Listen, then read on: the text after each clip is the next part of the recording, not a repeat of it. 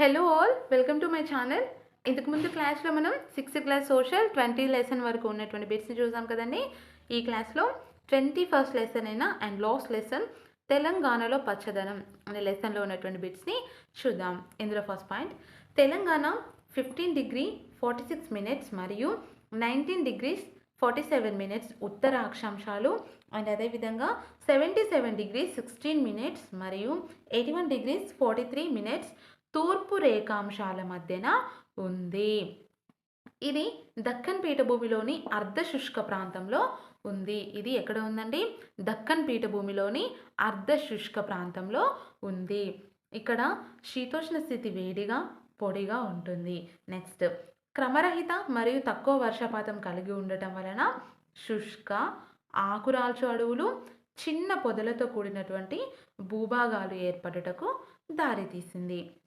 Next point, భారత జాతీయ అటవీ విధానం 1988 భారత జాతీయ అటవీ విధానం 1988 ప్రకారం మొత్తం భౌగోళిక విస్తీర్ణంలో 33% చెట్లతో విస్తరించి ఉండాలి. దీని ప్రకారం భారత జాతీయ అటవీ విధానం 1988 ప్రకారం మొత్తం భౌగోళిక విస్తీర్ణంలో 33% చెట్లతో విస్తరించి ఉండాలి. అయితే చెట్లు నరికివేయడం వలన తెలంగాణలో చెట్లతో విస్తరించినటువంటి ప్రాంతం 24% మాత్రమే ఉంది. నెక్స్ట్ పాయింట్, మొత్తం భౌగోళిక విస్తీర్ణంలో అటవీ విస్తీర్ణాన్ని ఆశించిన 33% పెంచుటకు గాను తెలంగాణ రాష్ట్ర ప్రభుత్వం మొక్కలు నాటేటటువంటి కార్యక్రమాన్ని చేపట్టింది. ఇది 2 విధాలు. ఫస్ట్ వన్, గుర్తించిన అటవీ ప్రాంతంలో చేపట్టేవి. నెక్స్ట్ వచ్చేసి గుర్తించిన అటవీ ప్రాంతాల బయట చేపట్టేవి. ఇదేంటండి? మొత్తం భౌగోళిక విస్తీర్ణంలో అటవీ విస్తీర్ణాన్ని ఆశించినటువంటి 33%కి పెంచడం కోసం మన తెలంగాణ రాష్ట్ర ప్రభుత్వం మొక్కలు నాటే కార్యక్రమాన్ని చేపట్టడం జరిగింది. మరి ఇది ఎన్ని విధాలుగా అంటే 2 విధాలుగా. అందులో ఫస్ట్ వన్ వచ్చేసి గుర్తించిన అటవీ ప్రాంతంలో చేపట్టేవి, సెకండ్ వన్ వచ్చేసి గుర్తించిన అటవీ ప్రాంతాల బయట చేపట్టేవి. ఓకేనా? దీన్ని సాధించడానికి గాను రాష్ట్రంలో 230 కోట్ల మొక్కలు నాటాలని ప్రతిపాదించడం జరిగింది. ఎన్ని మొక్కలండి? 230 కోట్ల మొక్కలు నాటాలని ప్రతిపాదించడం జరిగింది. నెక్స్ట్ పాయింట్, అటవీ శాఖ మరియు ప్రభుత్వ ఇతర శాఖలచే 4000కు పైగా నర్సరీలు ప్రారంభించబడ్డాయి. అండ్ నెక్స్ట్ పాయింట్, నాటినటువంటి మొక్కలు అన్నీ కూడా సంరక్షించబడుతున్నది లేనిది తెలుసుకోవడానికి రాష్ట్ర ప్రభుత్వం జియో ట్యాగింగ్ ద్వారా పరిశీలిస్తుంది. నెక్స్ట్ పాయింట్, పాఠశాలలు, కార్యాలయాలు, ఇతర స్థలాల్లో అవసరమైనటువంటి చోట ట్రీ గార్డ్స్ని కూడా సరఫరా చేసి వాటికి పెట్టడం ద్వారా మొక్కలని సంరక్షించడం జరుగుతుంది. నెక్స్ట్, కొన్ని పాఠశాలల్లో ప్రతి ఒక్కరూ ఒక మొక్క, కొన్ని పాఠశాలల్లో ఏ విధంగా అండి? ప్రతి ఒక్కరూ ఒక మొక్క నాటాలనేటటువంటి కార్యక్రమాన్ని అమలు చేయడం జరుగుతుంది. ఓకేనా? ఇది వచ్చేసి తెలంగాణలో పచ్చదనం లెసన్లో ఉన్నటువంటి బిట్స్ అండి. అండ్ ఇక్కడ వనజీవి రామయ్య అని చెప్పేసి అదేవిధంగా భారతదేశపు ఫారెస్ట్ మ్యాన్ అని చెప్పేసి బాక్సెస్లో చిన్న ఇన్ఫర్మేషన్ ఇచ్చారండి. అదేంటో చూద్దాం. ఇక్కడ వనజీవి రామయ్య అని ఎవరిని అంటారంటే ధరిపెల్లి రామయ్య అనేటటువంటి వ్యక్తినే వనజీవి రామయ్యగా ప్రజాదరణ పొందడం అనేది జరిగిందండి. అయితే ఇక్కడ తెలంగాణ రాష్ట్రంలోని ఖమ్మం గ్రామీణ మండలంలోని రెడ్డిపల్లి గ్రామానికి చెందినటువంటి వ్యక్తి ఈ ధరిపెల్లి రామయ్య. ఇతని యొక్క వయసు వచ్చేసి 70 సంవత్సరాలు. అయితే ఇతను మొక్కలు నాటండి, ప్రాణాన్ని కాపాడండి అనేటటువంటి వాక్యం యొక్క ఉపయోగాల గురించి కేవలం ఉపన్యాసాలు ఇవ్వడమే కాకుండా దాన్ని సార్థకం చేసే విధంగా అతను ప్రయత్నం చేసి అండ్ దాన్ని సార్థకం చేసి చూపించినటువంటి వ్యక్తియే ఈ ధరిపెల్లి రామయ్య. అండ్ ఇతని యొక్క కృషికి గాను ఇతనికి పద్మశ్రీ పురస్కారం కూడా లభించడం జరిగిందండి. ఎవరికి? ధరిపెల్లి రామయ్య.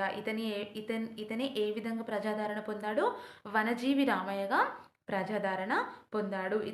ఇతనికి మరి ఏ పురస్కారం లభించడం జరిగిందంటే పద్మశ్రీ పురస్కారం లభించడం జరిగింది. అయితే ఇతను ఏం చేసేవాడంటే జేబు నిండా విత్తనాలు వేసుకొని సైకిల్ నిండా మొక్కల యొక్క బరువుతో మైళ్ళ దూరం వరకు కూడా సైకిల్ తొక్కుతూ వెళ్ళేవాడిగా అక్కడ ఉన్నటువంటి స్థానికులకు తెలుసు. సో, పర్యావరణాన్ని కాపాడటానికి మొక్కలు నాటడం ఎంత అవసరం అనేది ఆయన వాస్తవంగా గుర్తించాడు.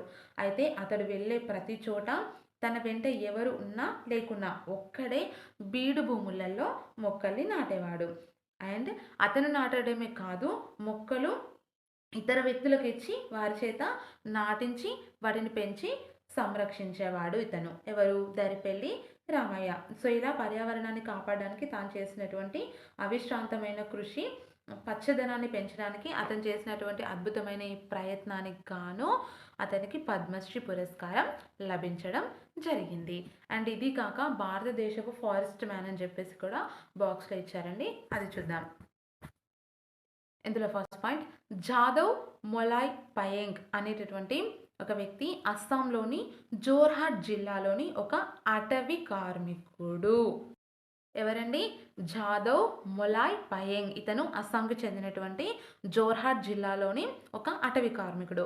అయితే అతని యొక్క 16వ ఏట 1979లో సామాజిక అటవీ కార్యక్రమం అనేటటువంటి ప్రాజెక్టులో 5 సంవత్సరాల పాటు అతను కార్మికుడిగా కొనసాగాడు. ప్రాజెక్టు పూర్తయిన తర్వాత కూడా అతను చెట్లు నాటడం కొనసాగించాడు. ఇలా 20 సంవత్సరాల కాలంలో బ్రహ్మపుత్ర నది యొక్క ఇసుక తిన్నెలపై తాను దాదాపు 1360 ఎకరాల విస్తీర్ణంలో చెట్లు నాటి సంరక్షించాడు. ఆ ప్రాంతం అంతా కూడా ఒక పెద్ద అడవిగా మారిపోయింది. సో, ఆ అడవినే మొలాయ్ అడవిగా పిలవసాగారు. ఎందుకంటే అతనొక్కడు ఆ ప్రాజెక్ట్‌లో ఒక కార్మికుడిగా 5 సంవత్సరాల పాటు కొనసాగి, ఆ ప్రాజెక్ట్‌కి సంబంధించిన వాళ్ళందరూ వెళ్ళిపోయినప్పటికి కూడా అతను మాత్రం 20 సంవత్సరాల కాలంలో బ్రహ్మపుత్ర నది యొక్క ఇసుక తిన్నెలపైన దాదాపు 1360 ఎకరాల విస్తీర్ణంలో ఒక్కడే చెట్లు నాటి సంరక్షించి అదొక అడవిగా మారడానికి కృషి చేశాడు కాబట్టి ఆ అడవిని మొలాయ్ అడవిగా పిలవసాగారు. సో, అతను పెంచినటువంటి అడవిని మొలాయ్ అడవిగా, అండ్ అదేవిధంగా అతన్ని భారతదేశపు ఫారెస్ట్ మ్యాన్‌గా పిలుస్తూ దేశంలోనే అత్యున్నత పురస్కారం, పౌర పురస్కారమైనటువంటి పద్మశ్రీని ఇచ్చి అతన్ని గౌరవించారు. ఇదొచ్చేసి భారతదేశపు ఫారెస్ట్ మ్యాన్ అని బాక్స్‌లో ఇచ్చినటువంటి ఇన్ఫర్మేషన్. ఓకేనా? ఇంతటితో 6th క్లాస్ సోషల్‌లో ఉన్నటువంటి అన్ని లెసన్స్‌లో ఉన్న బిట్స్ అన్నీ కూడా కవర్ చేసామండి. అండ్ నెక్స్ట్ వచ్చేసి నేను ఇది ఫుల్ వీడియో కూడా అప్లోడ్ చేస్తాను. ఓకేనా? అండ్ వీలైనంత వరకు షార్ట్స్‌లో కూడా చిన్న చిన్న ఇన్ఫర్మేషన్ ఇవ్వడానికి ప్రయత్నం చేస్తానండి. అండ్ నెక్స్ట్ ఇంగ్లీష్ స్టార్ట్ చేద్దామని నేను అనుకుంటున్నాను. సో, మీకు ఏ టాపిక్ కావాలి అని చెప్పేసి ఎవరికైనా పలానా టాపిక్‌లో ఉన్న ఇన్ఫర్మేషన్ కావాలి అని అంటే నాకు కామెంట్ చేయండి. నేను ఆ క్లాస్‌ని చేయడానికి ట్రై చేస్తాను. ఓకేనా? ఈ వీడియో గనుక మీకు నచ్చినట్లయితే లైక్ చేసి, షేర్ చేసి, సబ్స్క్రైబ్ చేయడం అస్సలు మర్చిపోకండి. అండ్ మీ సజెషన్స్‌ని, ఒపీనియన్స్‌ని కామెంట్స్ రూపంలో తెలియజేయండి. ఓకేనా? Thanks for watching.